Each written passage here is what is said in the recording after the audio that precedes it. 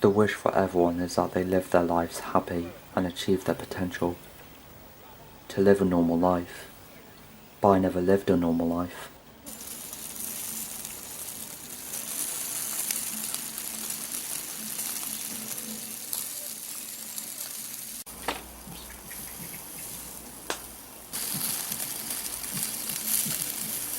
When I was 2 years old, I started looking at toys from the corner of my eye.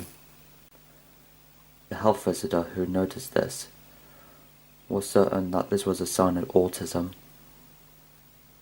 The doctor later on threatened my Downing mom to have me taken away from her if she didn't agree to this opinion.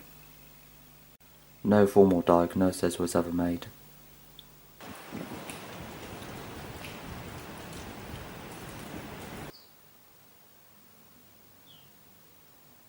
An optician found out that I had a squint, which causes double vision, and I began wearing glasses.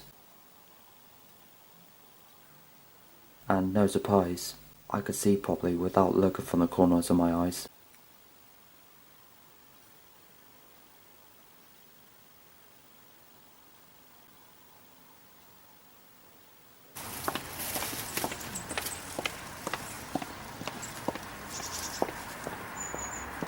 I started going to private nursery that was chosen by my mum to prove to herself that apart from a slight speech delay, there was nothing else wrong with me. By the time I was 4, I quickly picked up drawing and painting, which was brought to my mum's attention as it was exceptionally good for a child for such a young age.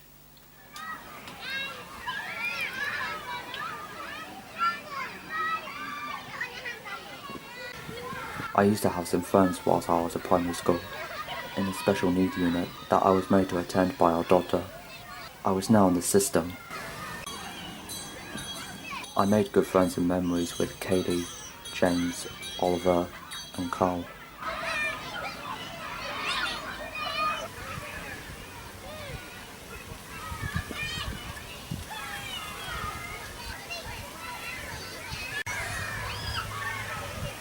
I was also asked to draw pictures of animals, and I remember specifically a cow for the teachers as they were unable to make their drawings realistic. But with confidence, I drew one perfectly and big enough to fill up the whole of the whiteboard. I entered a short story and drawing competition when I was 10. I won a prize. I met the Mayor of Warminster and Lady Bartha Lonley.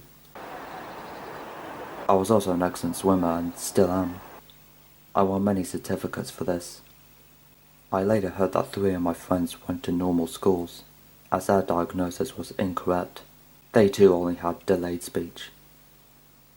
Even so, the autism diagnosis followed me, and I was persuaded to attend Rutherford School for children with special educational needs.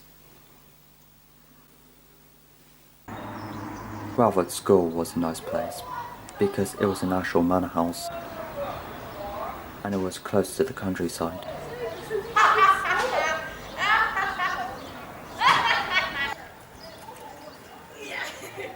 But I was rarely taught much.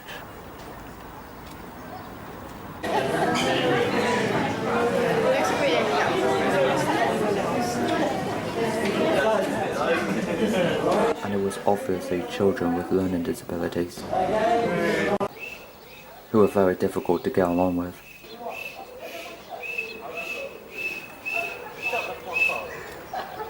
It was annoying, that was right.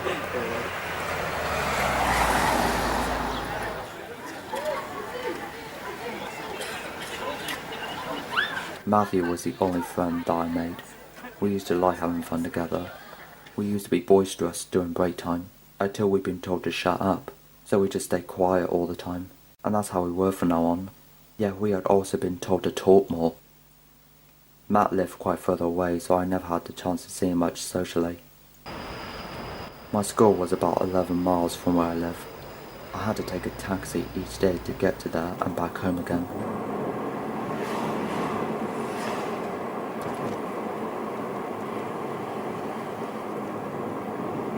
I became interested in filmmaking since I was 12. I mostly admired Steven Spielberg, and I used to say that I always wanted to meet him in person. I made a cardboard camera, and I had a real steady hand when I held it. I was asked to do some drawings to raise money for the school also. The teachers kept most of my other pictures for their break room to cheer them up and calm their stress levels after dealing with their students. I even drew a monster for Blue Pia's Doctor Who competition, and I won the famous Blue Pia badge. My design eventually got adapted into the two-part Doctor Who episodes, Silence in the Library and Forest of the Dead. Then I went to college.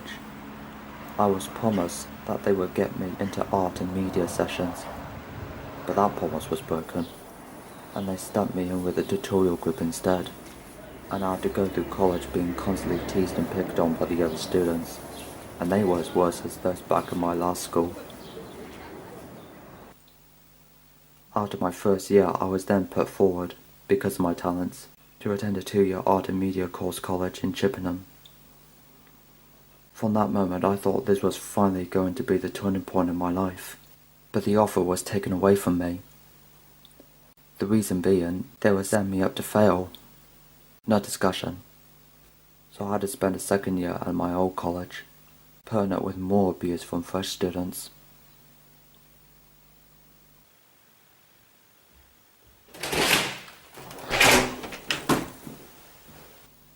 They never did anything to recognise my abilities, and that made me decide to leave college 6 months earlier, and a lot of my anger and anxiety began to stir up since then.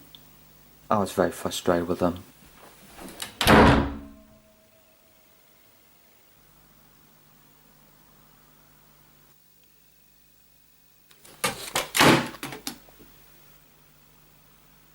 Bastards!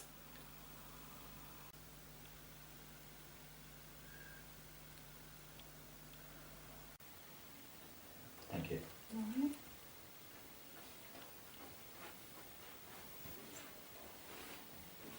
At home, I used to eat dinner upstairs.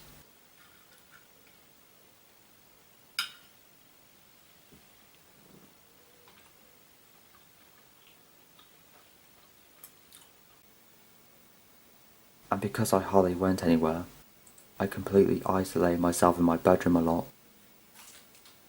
But I eventually got to realise that I'd always been comfortable in my own space and enjoyed working alone. Shortly after college, we heard that our casting team were looking for extras for an upcoming big-budget film that Steven Spielberg was going to direct, which eventually became Warhorse. I turned up at the audition and had my measurements and my picture taken. I just went for the opportunity, but I didn't think I would actually get in. But I did.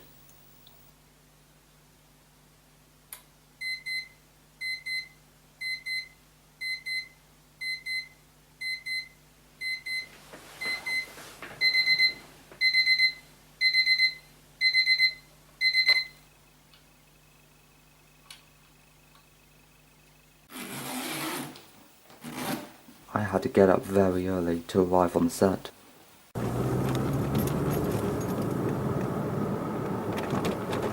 We spent 3 days shooting at Castle Combe, and it was very exciting being a part of a huge film production. And I met Spielberg. What were the chances? And other people like Emily Watson, who was also on the set. It was such an incredible experience. Anyone would have wanted that.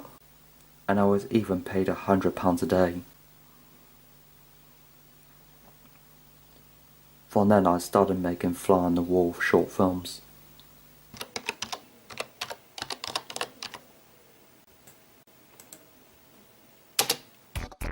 I made one about Matt when he came to visit for a week.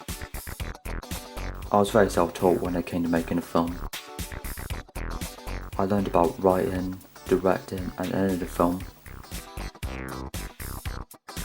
And even though I had very little connections, I did everything by myself and did them my own way, in my own style.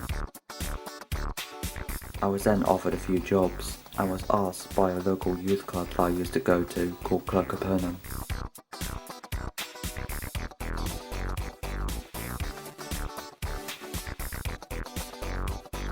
And I even filmed Milton Jones doing a stage performance, as he was a relative to the owners that run the youth club. And then United Response is where my mum used to work, wanted me to document the daily life of one of their surface users. This was shown at the Southwest Division conference meeting.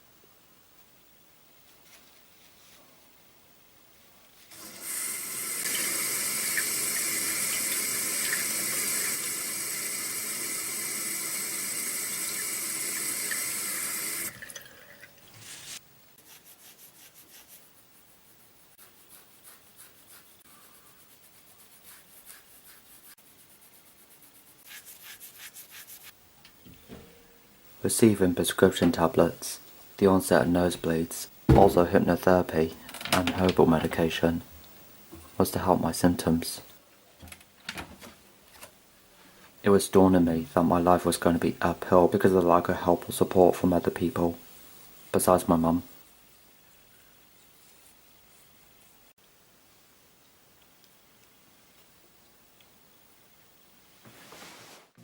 You can let go of any negative impressions from your mind, knowing they are feelings you don't need anymore, preventing you from receiving what you truly desire.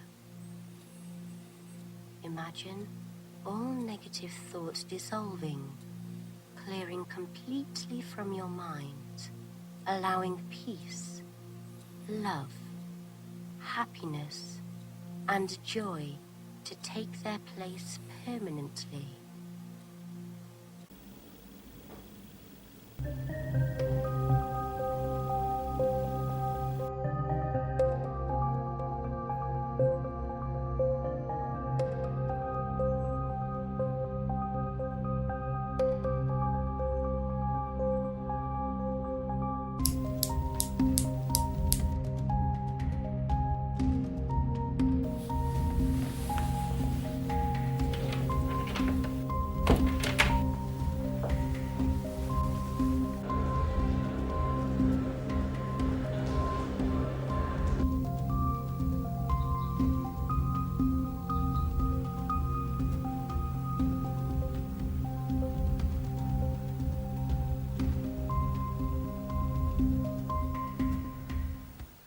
I went on to make a couple of short films, one of which was Conchi, based on my granddad when he was imprisoned back in the 1950s because he refused to finish his TA training because of his newfound religion.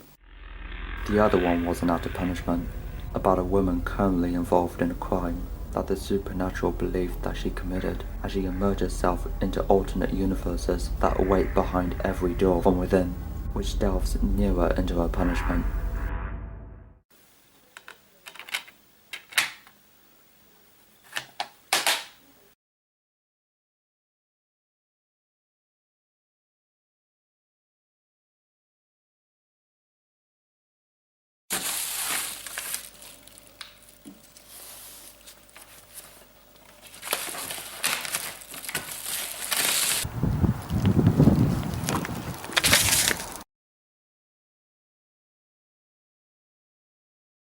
My personality is like my granddad's. I am sensitive and complex and as quiet as he was. I never like to talk much, so I just tend to listen most of the time. And that was the same with him, and I bet he would have been proud that I made a film about him. He loved watching films. There were assessment interviews I had to keep going to, because the fact that I was still classed as being disabled was demoralising.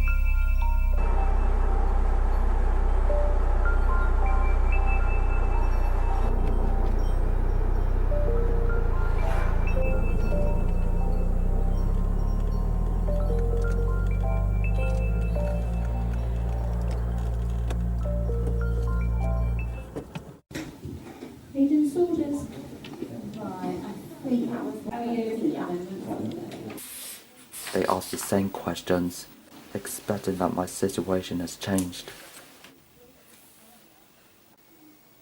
World. I had to answer questions that were embarrassing. DLROW.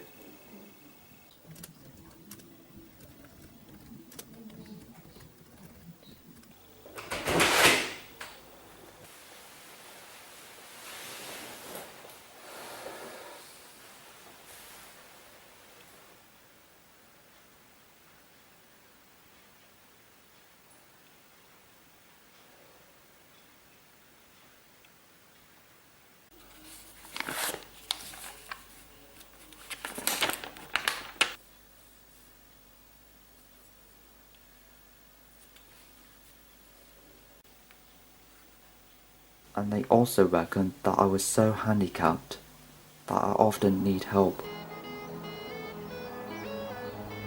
where I was quite capable of looking after myself.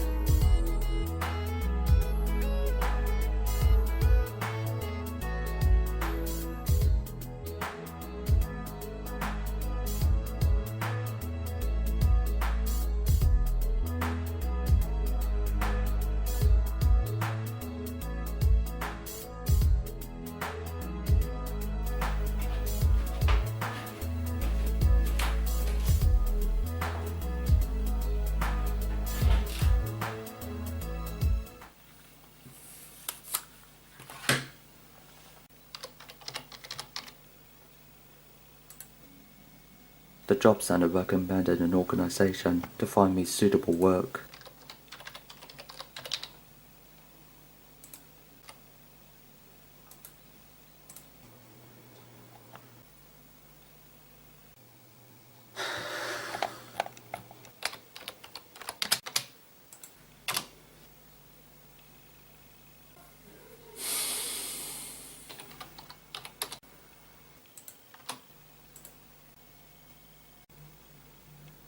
They promised to push my talents, enthused about me, said my promotional films should be shown in schools. Then nothing. I attended the Prince's Trust in a week-long training course.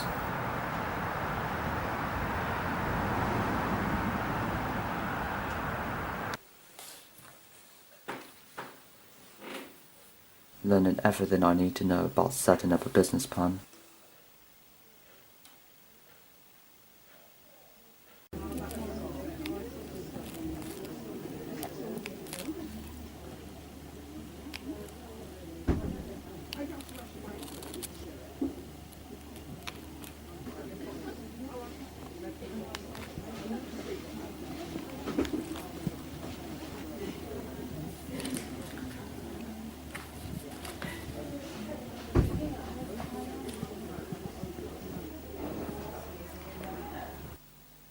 Right after I left the Prince's Trust, I met Nicola, and I'd been in discussion about having a promotional website made up, and she was very happy to design one for me. I started putting together my own small freelance filmmaking business which specialises in making and advertising films for charity organisations.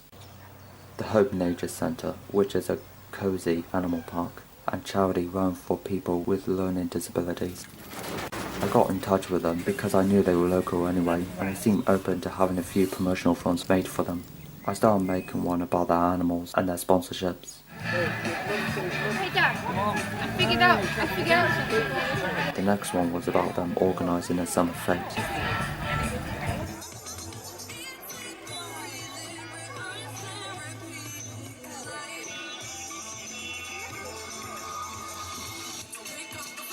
I got to catch a dance team from Westbury who supported the fete.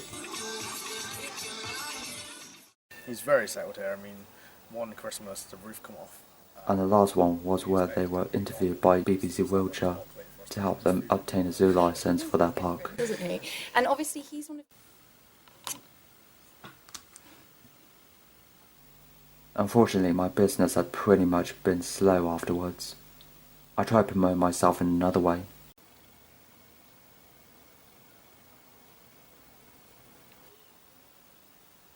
Once I drew an entire range of personalised greeting cards for a few places close by.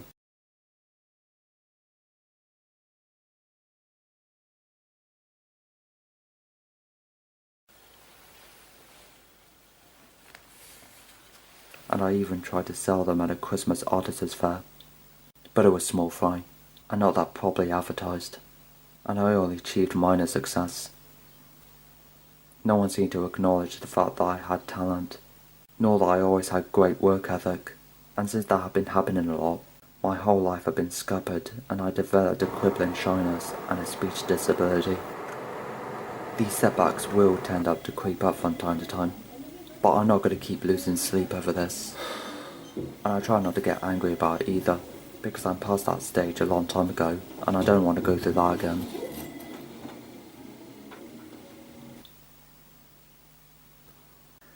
And in terms of where my filmmaking and drawing talent were heading, well, my mum had spent a lot of money to support me and still keeps doing that. I do have a lot to give, and I just hate to see it all go to waste, because I devote my whole life into this. I can't see myself doing anything else.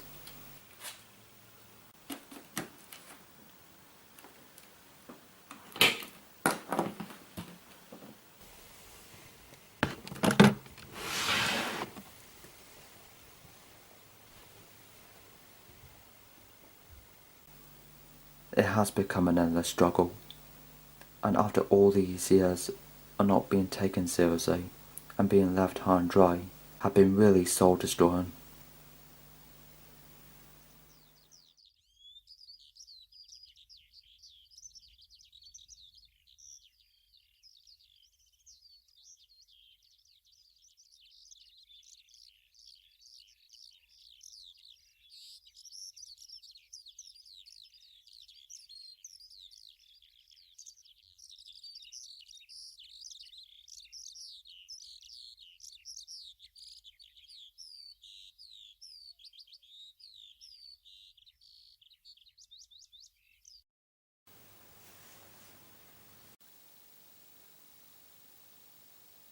So that's my story.